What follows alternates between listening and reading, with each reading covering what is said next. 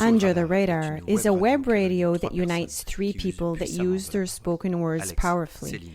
Alex, Céline and Marco are here to see and speak, to see what is being played instantly, honestly, without any complacency for themselves or for the other, to see precisely and to speak freely, to reveal their own power. The first recordings will give you the tonality of the exchanges, right here. Bonjour Céline. Salut Alex. Hi Alex. Hi On a eu Céline. une conversation très intéressante. We had an interesting conversation this morning that would all resume like this, that there was a question of the globality of the being, what you talk about a lot. Globality in a sense of state of material and subtle. What I'd like to add is the capacity to create with the ethers, with the subtle worlds. And it brought us to elaborate around this and to show us what was destimulated to the human being in the capacity of creating. And we wanted to come back in a public way. So how could you tell us anything, can you tell us anything else, Céline, about this conversation? So when I speak of this globality, I speak of the entirety of the human being that is composed of the avatar, and also his spirit in the ethers, whatever words you use or that we use. And ultimately, it's always been known inside of me that creation, the creative power of the individual in his globality, was efficient, but in his globality, meaning that the avatar himself, he can program himself all kinds of manifestations, but we are not on something where there is integrity or globality of the human being. And so the human being, his creative power, is efficient and verifiable in the concreteness of the avatar. When there is reunification between the avatar and his subtle part, spirit, or however we want to call it, so in his globality, at that moment, it functions simply. It is coherent. The axe is reestablished. The information is there, and the communication is there also, meaning that there's the information that comes down and there's information that goes back up. The avatar that I am is going to send information to my spirit and vice versa. That is why very often I can also be mad with my spirit to really ask that certain situations cease. So that's what it was, the globality, that's what it is. So it's not the avatar that's going to be agitated to manifest his creative power. He's going to agitate, he's going to be agitated, but it's not going to be efficient than when he is in his globality. So Alex is going to, I'm going to say something, a testimony on this, very personal testimony on this, because I confessed this morning that today I could speak about the creative power, creative capacity, because I know what it means to be agitated and develop plans A, B, C, D, E, F, and G. And it asks all kinds of energies, because the capacity of creating in matter, with matter, the start of,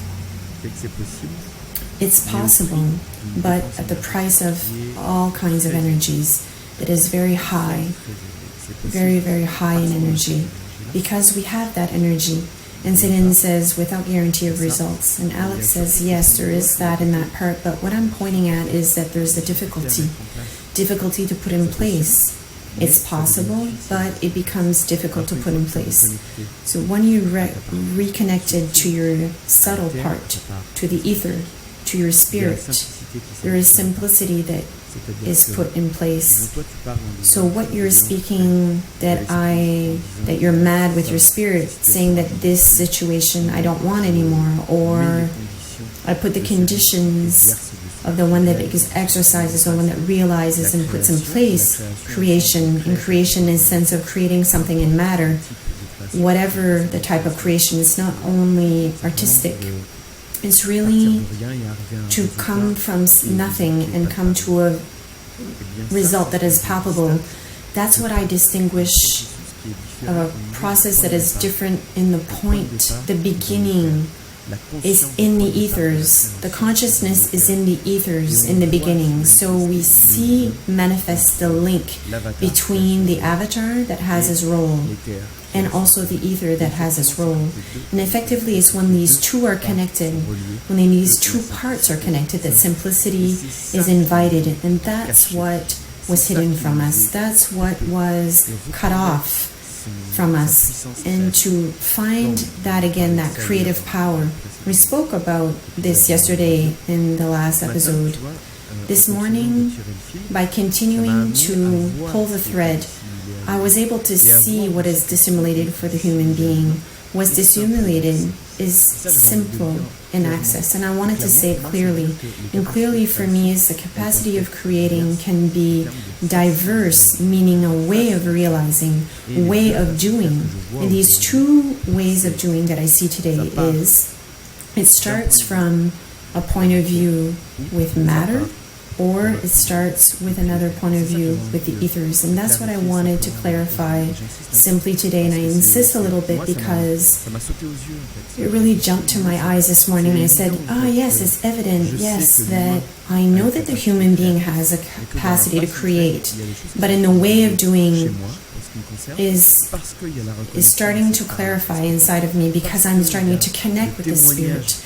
Because the testimony of this process in matter is really coming to this identical conclusion, but on one side it's difficult, on the other side it's simple. And Céline is saying it's very important, that notion of simplicity. It's very, very important. Why? Because everything is done to put us in this complexity, to complexify our paths or technology, but we should have a technology that's hyper fast or simple, but everything is done to complexify life, existence, and to complexify and to really, our realizations can be really slowed down, and we see it every day here, and we have hundreds of examples. Everyone is slowed down in their capacity to realize. The creative power, effectively,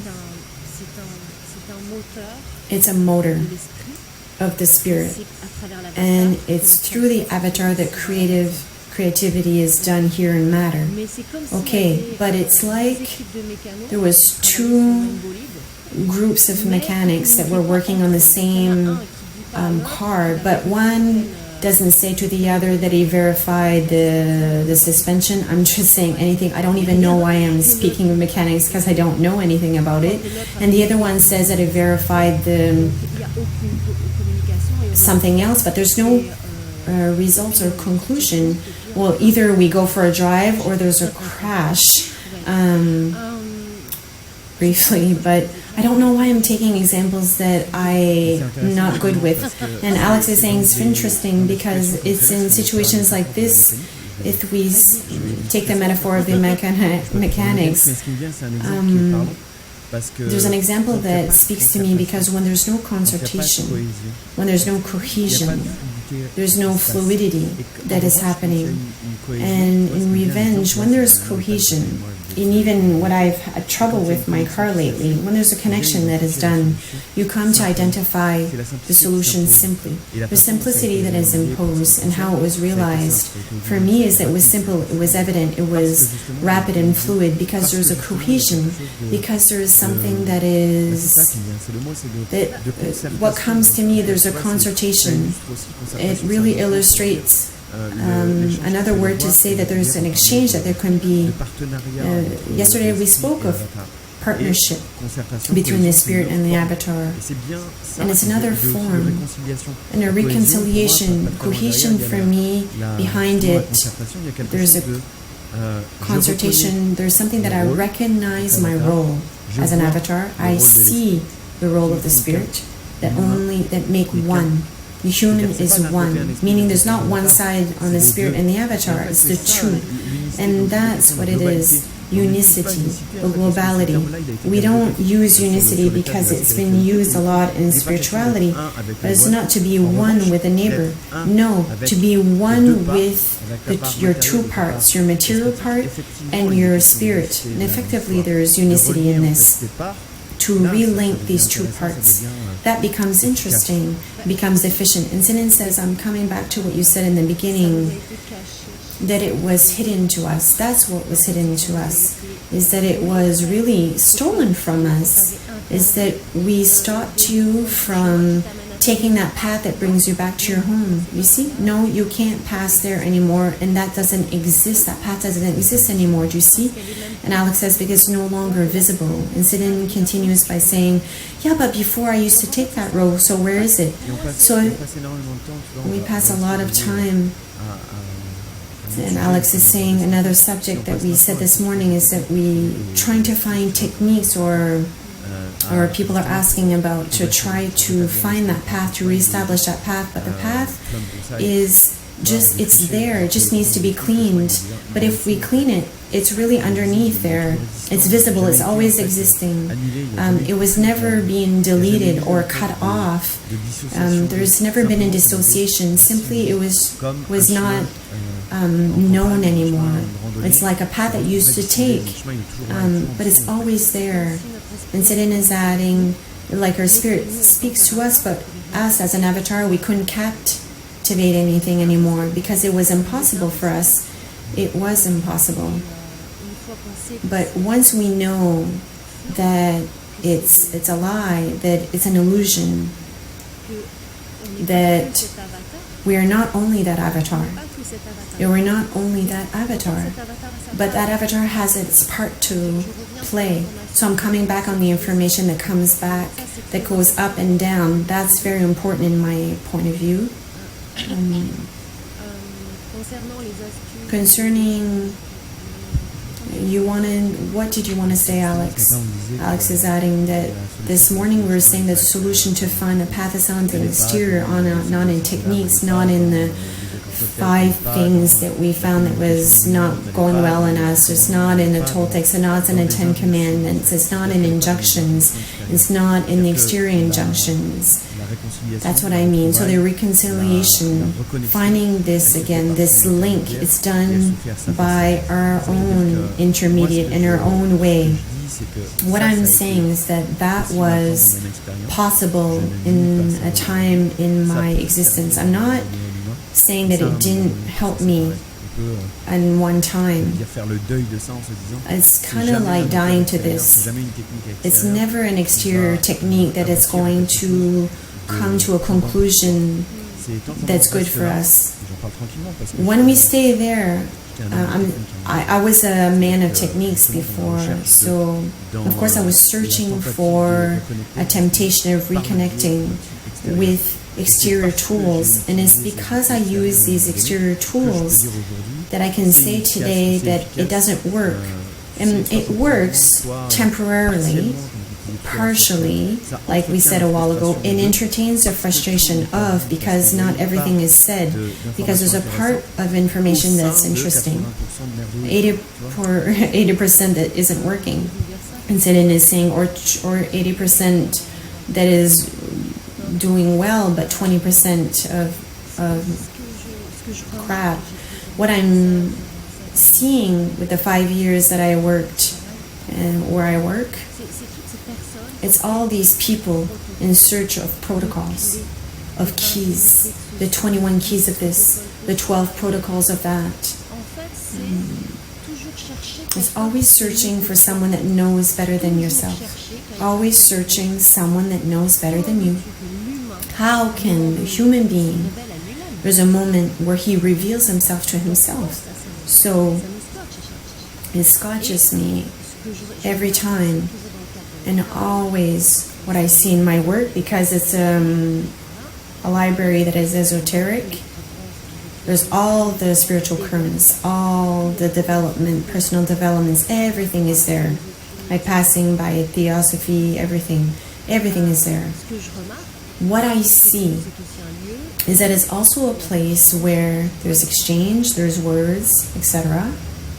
And because many people are lost, and so they come and ask. So if you know me a little bit, you probably see that I'm giving back the human to himself, but it can't function, or functions very little on the hundreds of people that I've seen in the years. It doesn't work because they're searching for protocols and keys. Oh no, and they say it's not easy, and I understand it's not easy, yes, but it's complicated, yes. So they need protocols, they want rituals, they want all kinds of things exterior to themselves. And I assist to this. It's a laboratory of observation that is exceptional for me.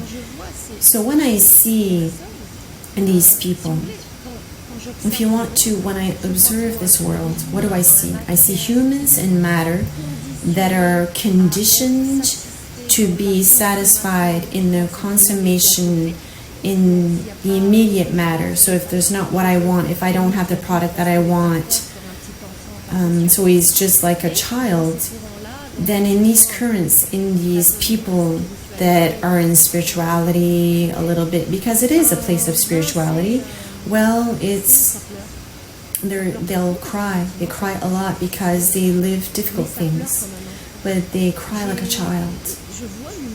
I see a human being like the perpetual child, like a perpetual child. So in this category here, there are children that cry and would like them, that we can facilitate their existence by protocols. So they bring them to an understanding. Come, my child, I will explain to you what is life, but never I will do this. The trick is that, how do I say this? Where I work, the person that created this a long time ago has an exemplary patience and is going to listen to everyone, and I also do that. But I see in her way of doing things, and she puts a lot of heart into it, and I love her very much. But I see in her way of doing things, I see the tool that really stops her from being an expansion of the human being. 35 years she's been doing this, and when I showed her a while ago what I saw, she started to tilt. I really wanted to show her what I saw. Don't you see that we assist them? Don't you see that it's assistance like in mode babysitting? In mode, I'm consoling you. I'll try to make you see clearly. Come, my child. And I told her, but wouldn't it be interesting to bring them back to themselves, to their power, to find something that they could reconnect to themselves? And it was complicated, and it's always complicated. So I see in these places, in this place, particularly all the love that this person can emanate and this benevolence that she can give. I see a slowdown of the expansion of the human being. It turns around in a circle. Before we could say we don't see the psychologist because it makes me turn around in a circle and I don't come out of my things, but it does the same thing in this spiritual movement. So the power of the human being, for my part, is in the globality of the being. And the creative power is expressed fully in this, because of this reconnection with your own globality, their entirety, on all these planes of existence. Alex is saying, what I'm hearing when you're speaking, he's revealing to himself. We need a certain maturity. To reveal yourself to yourself is done momentarily with support of one or reinforcement. We insist on momentarily because we don't install a dependency with the people that we accompany. We can't do it at their place. The person needs to do things by themselves also when they're accompanied. And Céline is saying the responsibility that I evoked a while ago. So Alex is adding to take your own situation in hand. We're not there to bring solutions. We're not there to tell you that's how it's happening. This is what you must do. This is what you must put in place or realize in your situation, in your event. And that goes against all the techniques of all the therapies that we see that flourish today, here and there. And it shows what functions today globally, massively, are copies, doubles. I am inviting you to look or not, or curiously look at the methodologies that are showed on the internet today.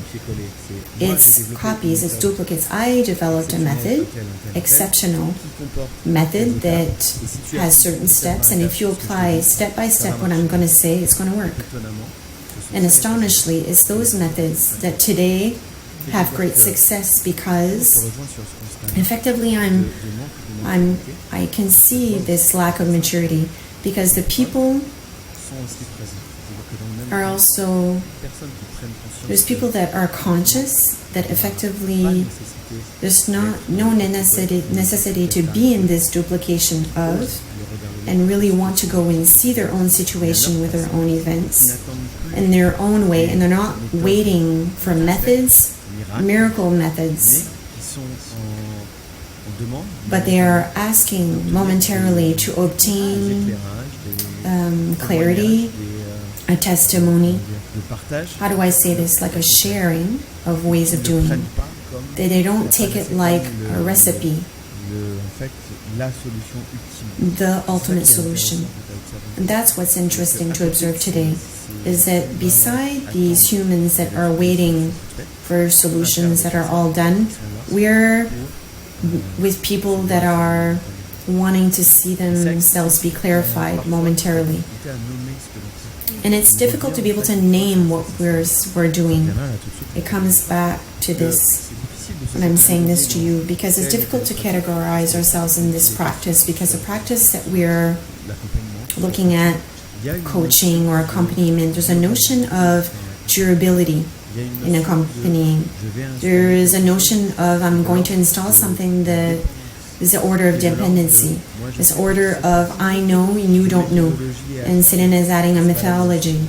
And that's not where we found ourselves. Céline is adding, because when the human being he's applying things, he is not in his creation. He is not in his own revelation of himself. What you and I can do, or Marco or Eliane, whoever, we are participating to clarify certain things with the other person, but it's the other person, he is not proactive or active, nothing will happen. Nothing will happen. So we are coming back really effectively on the responsibility of the person that is searching. Searching what? Searching what? That also. Oh, the search. Alex is saying, what do you mean by that? And Céline is adding, well, they're searching for something when they're lost, a path, a mythology, but they can't find it. They're looking on the exterior. We're always repeating the same thing. And they're searching for the person that knows better than themselves. When I express myself, I see the potential on the other person. I see his potential. I see where it's not going well. And I show the other person where the potential, what I see. But I'm not going to tell him, do this or do that. And right now, here are the keys, and you will do these 7 practices and everything is going to go well for you. Never. Alex adds that the common point that we share is to send the person back to themselves. his only way. We are asking him to pull his own thread. Where are you? That's where it came from, this capsule. When we're asking this question, how do you see this? How do you see this event? I'll show you momentarily how I see it, but how do you see it also?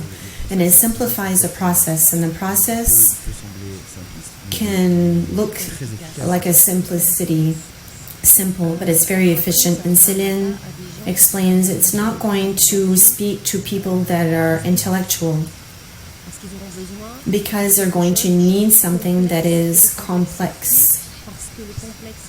Because what is complex, they've already put value on what is complex. But if it's simple, for them, it's not possible. There's no value. There's no goal on a simplicity. So there, everyone can do their own process. I also wanted to come back on this globality and how we would proceed, because I think it was Eric that had underlined or asked how do we proceed? Either we integrate, or that we liberate, or that we burn or integrate. So Céline is expressing how we wrote to him on his comment. If he listens to many of our creations, or individual or our web radio, he will understand that we burn and integrate and clear. For my part, I don't need to integrate dark parts that I see on the exterior of myself by being mine. I'm sorry, but I'm not going to integrate within me the garbage of the neighbor.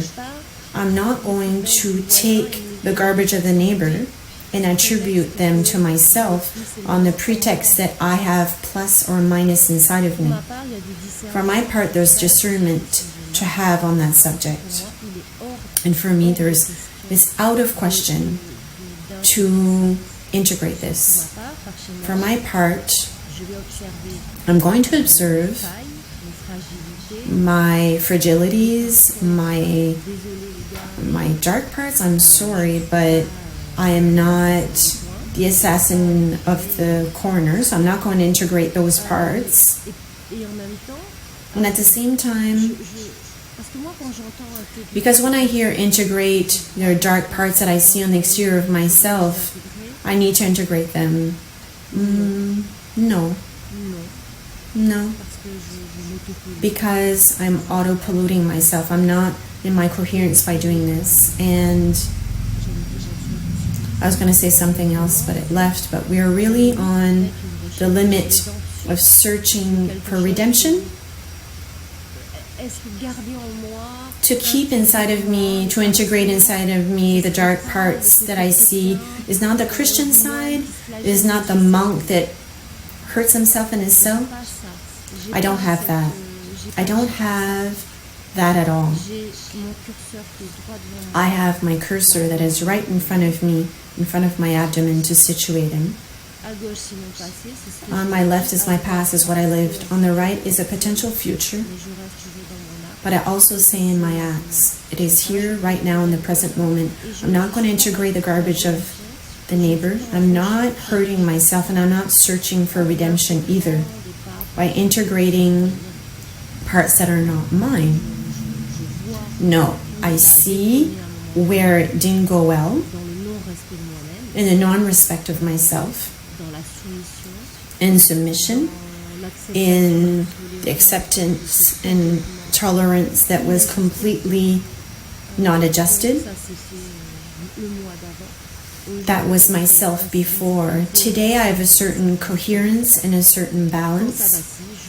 When it moves, I react myself and I reassemble myself. There. Alex says that I'm going to, and I burn. If we didn't understand, Céline has Alex says, I'm repeating, I'm burning things. Donc, le pompier. Here it is. Pas le pompier d'ailleurs. Yeah, the firefighter. No, we're pyromane. There's nothing to save. We burn. So Alex is adding, what concerns me in my way of doing in my practice, there's identification of what serves and what doesn't serve me. Always. What doesn't serve me? By integrating a pedophile, does it to integrate a transgender, does it serve me? Do I need to integrate inside of me the collective karma, manifestations like this, human expressions that are not me? So I'm joining you when you're saying integrating things that aren't mine. It comes to pollute. I like the auto-polluting word. It's not because I know the mechanism behind the human being that I distinguish what manipulates him, that I'm going to integrate this way of expressing, meaning it is out of question that I integrate parts like that for me are pollution of the human being. It is a programmation that is very subtle also. That I would integrate that to make me feel better, for my eyes is not, it doesn't work for me.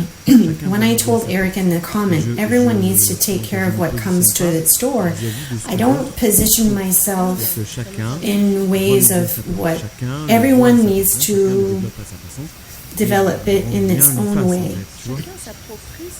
And Céline says, everyone can publicly look at what is happening.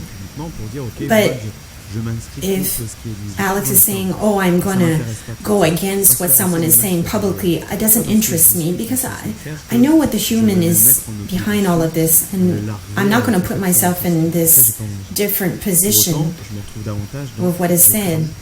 But I will burn what doesn't serve the human being. I don't accept in my perimeter vibrations that are going to, or creations that are not going to serve me, that put me in a state of confusion.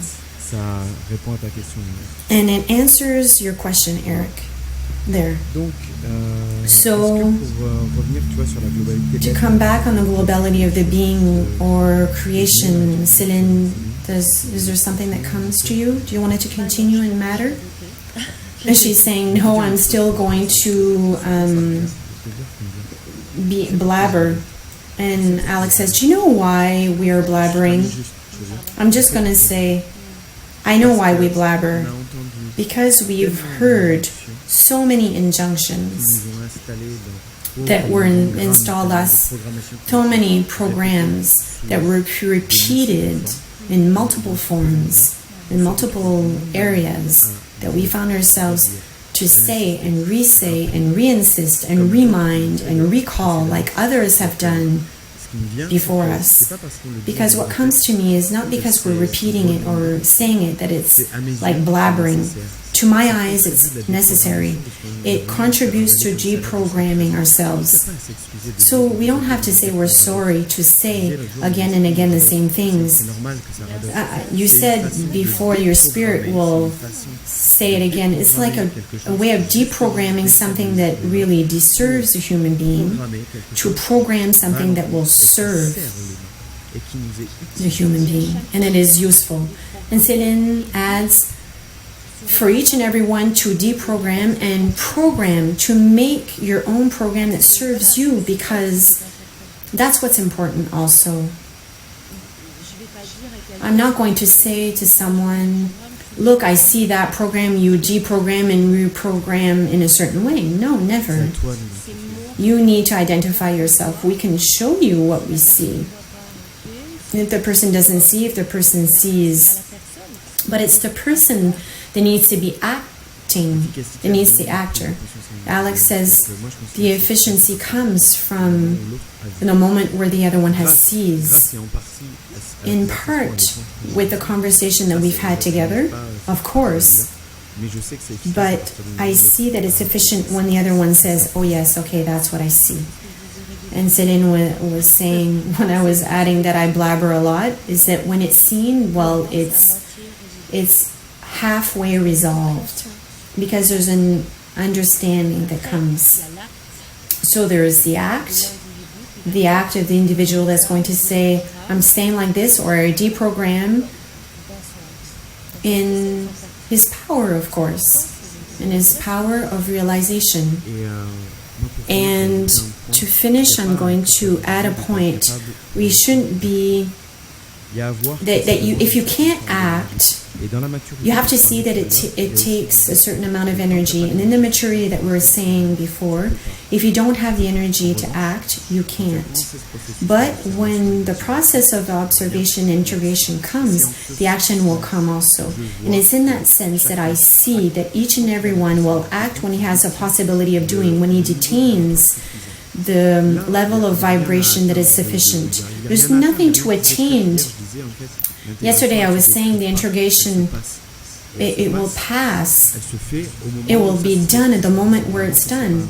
It's not before or after. And it's in that sense that I can precisely say that the fact that it takes time, I don't validate that it takes time. I validate that it is done in its own time. Your time is not my time. To be able to act or realize things. And if you've been able to do that, well, if I haven't had the energy to do it, it's okay. I will eventually have it, and I will be able to act differently in my own interests, in my own globality. And Céline adds, and there's steps. It proceeds with steps that are singular to each individual. Yes, the foundation is observation of your own emotional body, because that's how they've always tested us. We've always been trapped by these emotions. Yes, of course. And Alex adds that on a subject that is very interesting. We're living an actual moment, a vibrational moment where we have the possibility of inscribing ourselves in this integration and in this action. The context that we are living collectively pushes us to find this globality. And where I'm joining you is that there's no time to lose. No time to lose. It is now that it is being played, because it's a moment in time that is happening. And there's moments in time that has happened in moment of humanity. And right now we are living a moment in humanity that is that is auspicious. Either we accept the moment to be victim and diluted in a collective, in states that brings confusion, to bring submission, that brings us to being erased from the collective, or on the inverse, we really position ourselves individually and powerfully. And Céline adds, yes, we are on a key moment. It's in this sense that I hear better right now. There's no time to lose, because it's now that it's being played. We can't be distracted. No time, like Céline's saying, because all this distraction brings us to confusion, so that we don't act in our own power, so that we don't reconnect with our globality. So that is very, very, it's in the year of the times. We are